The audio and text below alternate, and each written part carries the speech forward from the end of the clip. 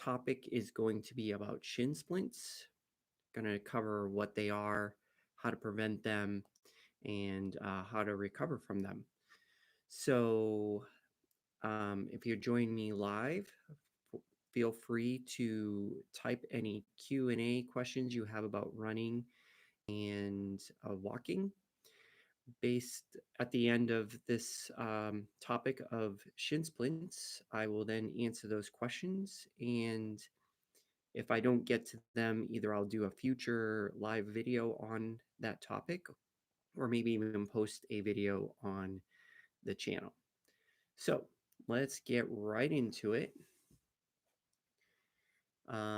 In the future, I hope to have a PowerPoint presentation available for you so that you can follow along with me.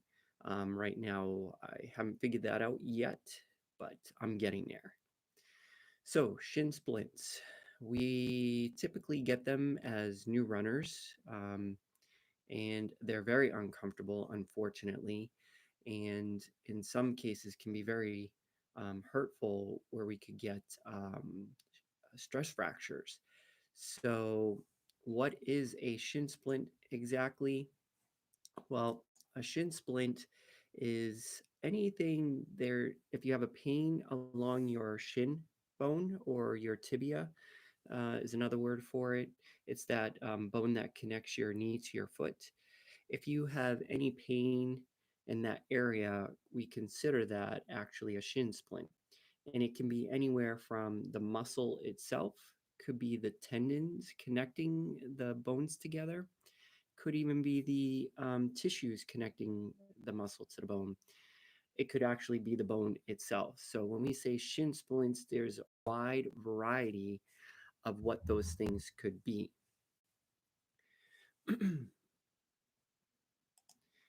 And what causes a shin splint?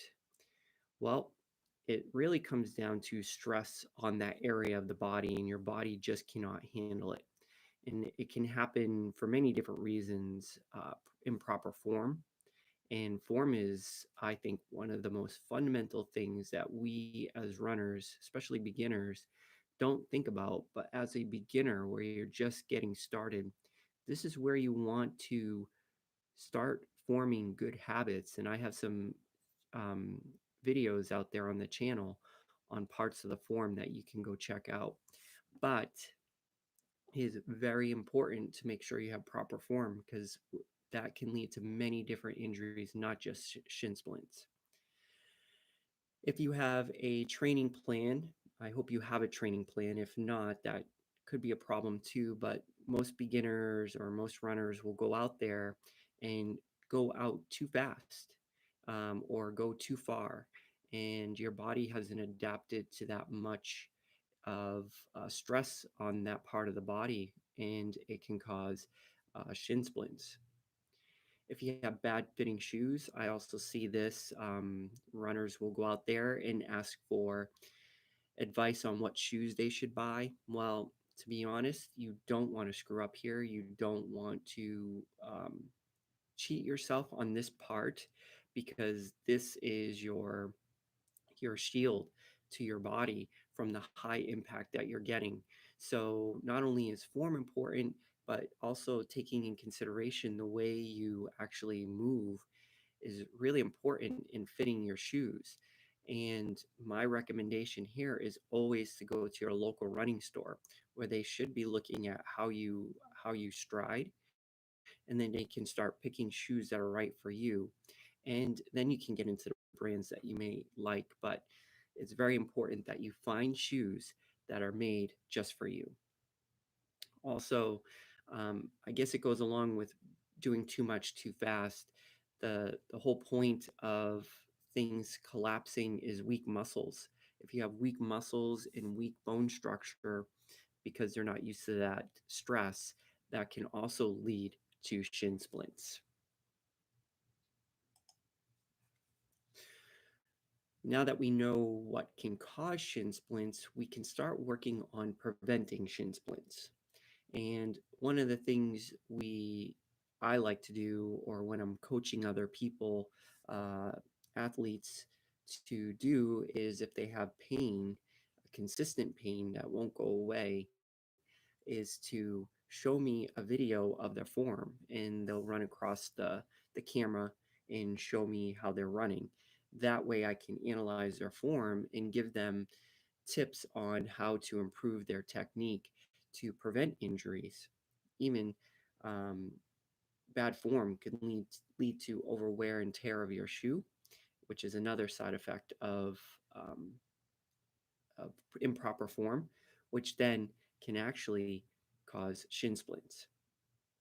If your schedule is too aggressive, you may have to adapt it. If your running plan is having you run super fast or you don't have a running plan at all, you may be doing more than you should be or not getting enough proper rest days. And so, having a proper plan is very vital in order to keep yourself running and not to create too much stress that you end up yeah, injuring yourself. And in this case, you can get shin splints. Again, I talked about fitting your shoes, making sure those are um, nicely tied to your individualism. I say it all the time, running is a personal journey. Shoes are no different. You need to find ones that are made for you. And that's a good thing because it's actually kind of fun, in my opinion, because things change and models change, which means that you don't have to get bored with shoes. They're always changing, they're always evolving. And so once you get done with a pair of shoe, you want to make sure that you can try to get the same pair of shoe if it works for you. But most of the time they get discontinued. So then I go and tell the people I coach to go to their local store again and get fitted. The other thing you can do is strengthen the muscles around your shin bone.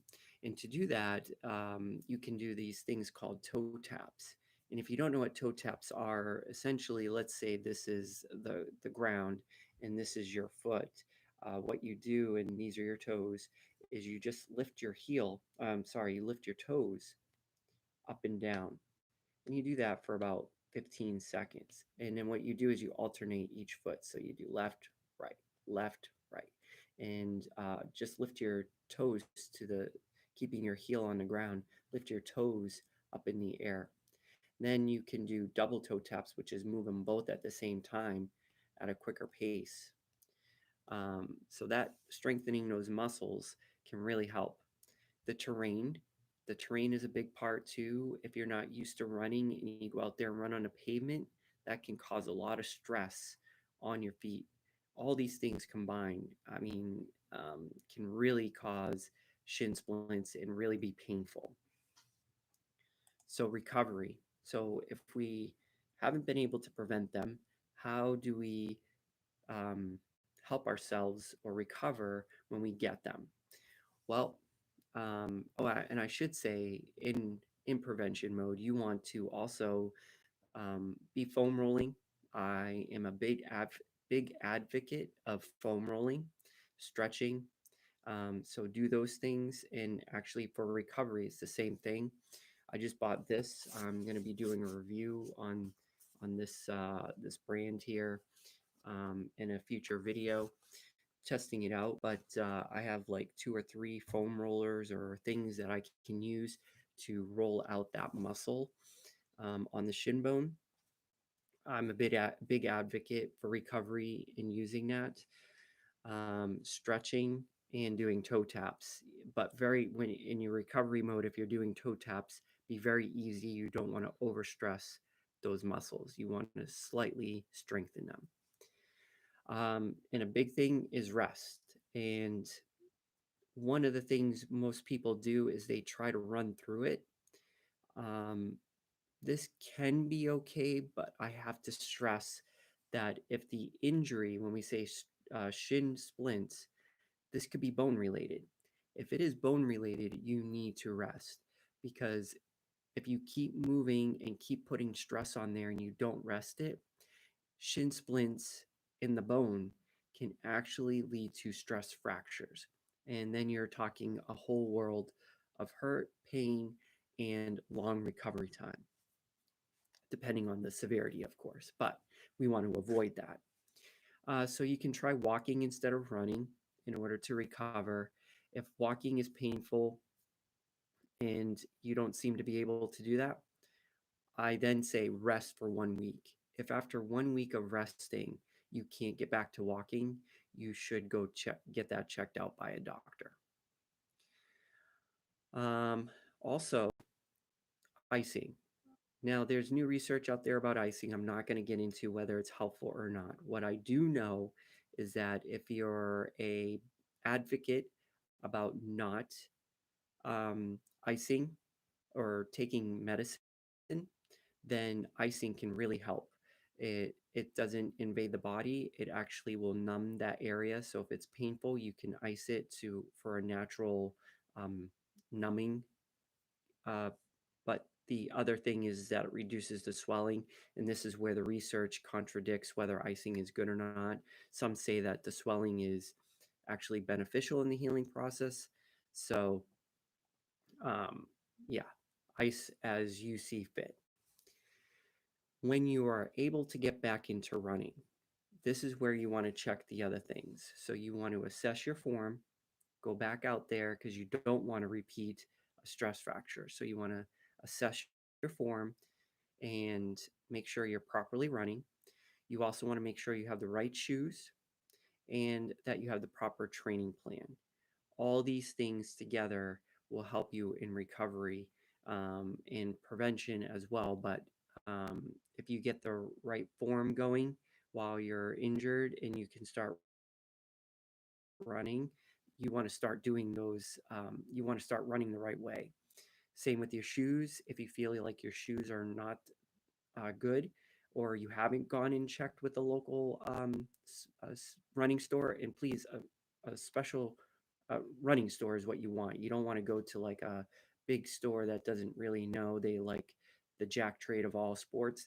You want a store that specifies in running and have them check it out. They'll be more than happy. Most of them are more than happy to look at your current shoes and how they fit your body. And a training plan. Make sure you're looking at your training plan. Is it too aggressive?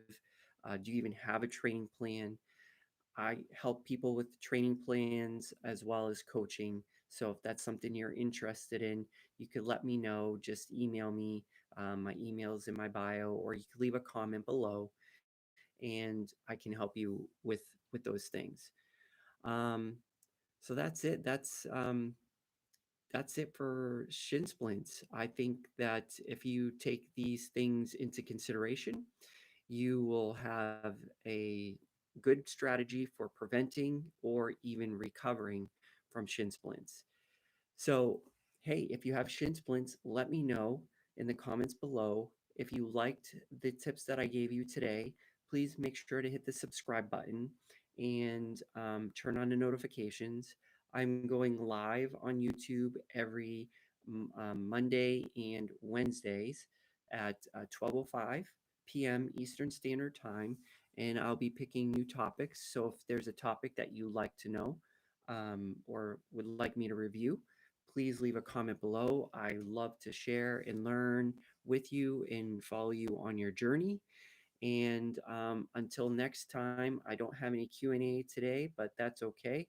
I look forward to your comments for possible Q&As in the future. But until then, I hope you have a wonderful day. And yeah, and I will talk to you on Wednesday. Until then, happy running.